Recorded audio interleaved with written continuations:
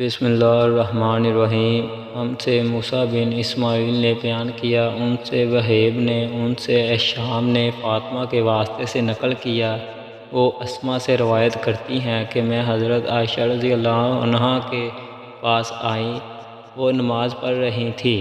میں نے کہا کہ لوگوں کا کیا حال ہے؟ تو انہوں نے آسمان کی طرف اشارہ کیا، یعنی سورج کو گرہن لگا ہے۔ اتنے میں لوگ نماز کے لیے کھڑے ہو گئے۔ حضرت عائشہ رضی اللہ عنہا نے کہا اللہ پاک ہے۔ میں نے کہا کیا یہ گرہن کوئی خاص نشانی ہے؟ انہوں نے سر سے اشارہ کیا، یعنی ہاں۔ پھر میں بھی نماز کے لیے کھڑی ہو گئی، حتیٰ کہ مجھے غش آنے لگا تو میں اپنے سر پر پانی ڈالنے لگی۔ پھر نماز کے بعد رسول اللہ صلی اللہ علیہ وآلہ وسلم نے اللہ تعالیٰ کی تعریف اور اس کی صفت بیان فرمائی۔ پھر فرمایا جو چیز مجھے پہلے دکھلائی نہیں گئی تھی، آج وہ سب اس جگہ میں نے دیکھ لی، یہاں تک کہ جنت اور دوزخ کو بھی دیکھ لیا۔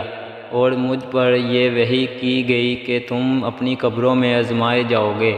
مثل یا قرب کا کون سا لفظ؟ اسما نے فرمایا میں نہیں جانتی۔ فاطمہ کہتی ہیں یعنی فتنہ دجال کی طرح آزمائے جاؤ گے۔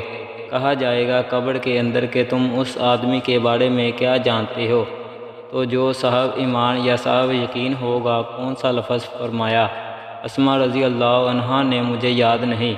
وہ کہے گا وہ محمد رسول اللہ صلی اللہ علیہ وآلہ وسلم ہے، جو ہمارے پاس اللہ کی ہدایت اور دلیلیں لے کر آئے، تو ہم نے ان کو قبول کر لیا اور ان کی پیروی کی۔ وہ محمد صلی اللہ علیہ وآلہ وسلم ہے۔ 3 بار اسی طرح کہے گا۔